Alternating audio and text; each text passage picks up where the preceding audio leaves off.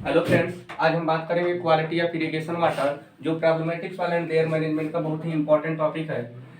तो किसी भी जल में किसी भी सबस्टेंस की कितनी कंसंट्रेशन की मात्रा प्रेजेंट हो कि वह इरिगेशन पर्पज के लिए सूटेबल माना जाए, उसी के अकॉर्डिंग यहाँ पर एक मानक प्रारूप बनाया गया है, जिसके अकॉर्डिंग हम बात करेंगे कि किस वाटर में किस सबस्टेंस की कितनी कंसंट्रेशन की मात्रा प्रेजेंट हो जिसके लिए यह माना जा सके कि वह इरिगेशन पर्पज के लिए वह वाटर सूटेबल है।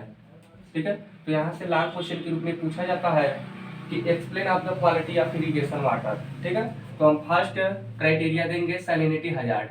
इसके अकॉर्डिंग हम बात करेंगे, यदि वाटर क्लास की बात करेंगे, वाटर क्लास, ठीक है, इलेक्ट्रिकल कंडक्टिविटी ईसी, ठीक है, उसका कॉन्सेंट्रेशन साल्ट कॉन्सेंट्रेशन, ठीक है, साल्ट कॉन्सेंट्रेशन, ठीक है। तो इसके अकॉर्डिंग यदि हम बात करेंगे, यदि लो सैलिनिटी रहेगा, लो सैलिनिटी, फिर उसके बाद आपका आ जाएगा मीडियम सैलिनिटी, ठीक है, उसके बाद आपका आ जाएगा हाई सैलिनिटी, उसके बाद आ जाएगा आपका वेरी हाई सैलिनिटी, ठीक है। उसके अकॉर्डिंग यदि हम बात करेंगे कि इलेक्ट्रिकल कंडक्टिविटी का जो कंसंट्रेशन होगा, इसके मध्य होगा 0 से 25, इसके मध्य होगा 25 से 75, इसके मध्य होगा 75 से 225, इसके मध्य होगा 225 से 500, ठीक है। यदि इलेक्ट्रिकल कंडक्टिविटी का कंसंट्रेशन यानी 0 से 25 रेंज के मध्य होगा तो वह क्या होगा, इरिगेशन पर्पज के लिए सूटेबल माना जाता है। अब साल्ट कंसंट्रेशन की बात कर लेते हैं, इसके मध्य यदि होगा तो 0.16, ठीक है, 0.16 से 0.5, 0.5 से 1.5 और यह मोर देन 1.5, ठीक है। तो यदि सैलिनिटी हजार्ड के अंतर्गत यह चार्ट जो फ्लो किया गया है यानी दर्शाया गया है, यदि उस वाटर में इलेक्ट्रिकल कंडक्टिविटी का जो कंसंट्रेशन 0 से 25 के रेंज में रहेगा, ठीक है, और साल्ट कंसंट्रेशन 0.16% से कम रहेगा तो वह इरिगेशन पर्पज के लिए सूटेबल रहेगा, ठीक है, सेफ रहेगा। और यह जो है यह सर्टेन यानी इसमें मैनेजमेंट के थ्रू आप इरिगेशन पर्पज के लिए सूटेबल मान सकते हैं, ठीक है, मैनेजमेंट करना पड़ेगा। और यह दोनों जो होता है not suitable for irrigation purpose, ठीक है, यह इरिगेशन पर्पज के लिए सूटेबल नहीं माना जाता है। यदि अब हम बात करेंगे सोडियम हजार्ड, तो सोडियम हजार्ड का एक फार्मूला होता है, आप लिख लीजिए। सोडियम हजार्ड को बोला जाता है रिलेटिव सोडियम कॉन्सेंट्रेशन, ठीक है। सोडियम हजार्ड का अदर नेम होता है रिलेटिव सोडियम कॉन्सेंट्रेशन, ठीक है, यहाँ पर प्लेसमेंट नहीं है सो इसलिए मैंने नहीं लिखा। इसका परिभाषा हो जाता है, फार्मूला होता है SAR, जिसको सोडियम एब्जॉर्प्शन रेशियो के नाम से जाना जाता है। इसका फार्मूला हो जाता है Na प्लस आयन अपान में रूट के Ca2 plus ion plus Mg2 plus ion, ठीक है।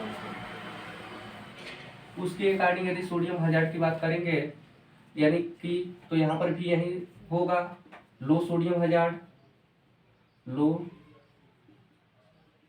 सोडियम हजार्ड, ठीक है, फिर आपका हो जाएगा मीडियम सोडियम हजार्ड, फिर आपका हो जाएगा हाई सोडियम हजार्ड, फिर एक आपका हो जाएगा वेरी हाई सोडियम हजार्ड, ठीक है। उसके अंतर्गत यदि देखेंगे रेंज की बात करेंगे, ठीक है, तो 0 से 10 के बीच रहेगा, ठीक है, 10 से 18 के बीच रहेगा, 18 से 26 के बीच रहेगा और मोर देन 26, ठीक है।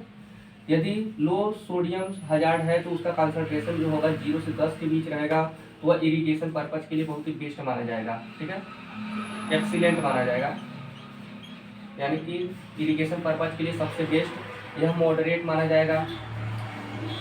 मॉडरेट का अर्थ है यानी कि उसमें मैनेजमेंट करना पड़ेगा, लेकिन यह दोनों क्या है, not suitable for irrigation purpose, irrigation purpose के लिए सूटेबल नहीं होता है। यह जो सोडियम एब्जॉर्प्शन रेशियो जो होता है वह है, यदि हम बात करें सैलाइन सॉइल, एल्कालाइन सॉइल और सैलाइन एल्कलाइन सॉइल, यानी कि लवड़ी मृदा, क्षारीय मृदा, लवड़ी क्षारीय मृदा। तो जो सोडियम जब से रेशियो का वैल्यू होता है, इसके लिए लेस देन 13 होता है, इसके लिए मोर देन 13 होता है, इसके लिए भी मोर देन 13 होता है। तो आप इस डाटा को लर्न कर लीजिएगा। अब हम थर्ड पैरामीटर के बारे में बात करेंगे, बाइकार्बोनेट हजार्ड, ठीक है, जिसको बोला जाता है रेसिडुअल सोडियम कार्बोनेट, ठीक है।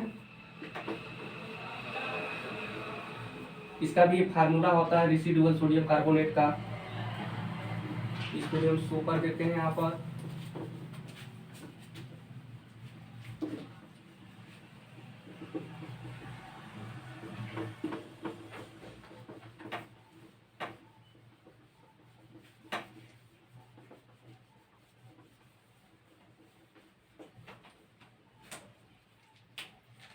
तो देखिए बाइकार्बोनेट हजार्ड थर्ड पैरामीटर पर बात करेंगे तो RS रेसिडुअल सोडियम कार्बोनेट, इसका फार्मूला हो जाता है CO3 2 माइनस आयन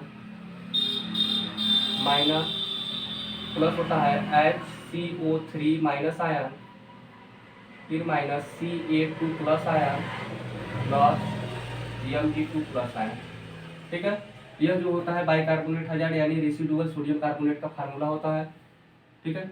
उसका यदि हम कंसंट्रेशन की बात करें बाइकार्बोनेट हजार्ड, यदि 1.5, ठीक है, 1.25 से, ठीक है, फिर 1.25 से लेकर 2.5, फिर मोर देन 2.5, ठीक है।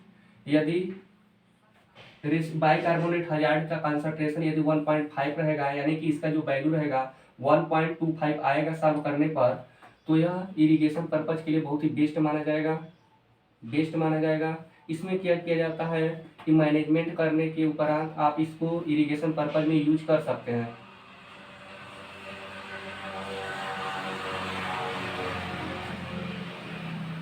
ठीक है। और यह जो होता है not suitable for irrigation purpose, ठीक है। तो इसके अंतर्गत मैंने बताया बाइकार्बोनेट हजार्ड। अब हम थर्ड बात करेंगे बोरान कंसंट्रेशन, कि किसी भी वाटर में बोरान का कंसंट्रेशन कितनी मात्रा में प्रेजेंट हो कि वह इरिगेशन पर्पज के लिए सूटेबल हो। तो उसके लिए भी क्राइटेरिया बनाया गया है, जिसमें हम फर्स्ट बात करेंगे यदि बोरान का कंसंट्रेशन 0.7 से 0.1.5 और मोर देन 1.5, ठीक है। यदि बोरान का कंसंट्रेशन इतना है, यदि 0.7, तो यह इरिगेशन पर्पज के लिए सबसे बेस्ट माना जाएगा। यदि 0.75 से 1.5 है तो वह मॉडरेट यानी कि उतना सूटेबल नहीं माना जाएगा, और यह तो not suitable for irrigation purpose, यह तो बिल्कुल सूटेबल नहीं रहेगा, ठीक है। तो बोरान कंसंट्रेशन की मध्य यह होगा। अब हम बात करेंगे क्लोराइड कंसंट्रेशन। क्लोराइड कंसंट्रेशन के अंतर्गत इसका फार्मूला होता है, क्लोराइड कंसंट्रेशन का फार्मूला होता है Cl माइनस आयन अपान में CO3 2 माइनस आयन प्लस, ठीक है, HCO3 minus ion plus SO4 2 minus ion plus NO3 minus ion, ठीक है। यह था क्लोराइड कंसंट्रेशन, ठीक है। और क्लोराइड कंसंट्रेशन का भी डाटा दिया जाता है, ठीक है। यदि आप डाटा शो करना चाहते हैं तो भी कर सकते हैं। और यहाँ पर एक लिखा गया है soluble sodium percentage. Soluble sodium percentage का फार्मूला क्या होता है, ठीक है। इसका फार्मूला पहले शो कर दे रहा हूँ मैं, N ने मल्टीप्लिकेशन 100 अपान के, ठीक है, calcium plus magnesium plus sodium, ठीक है। यदि SSP सॉल्युबल सोडियम परसेंटेज का जो रेशियो है 60 से ऊपर है तो वह इरिगेशन पर्पज के लिए सूटेबल नहीं है, बहुत ही हार्मफुल होगा क्रॉप के लिए, ठीक है।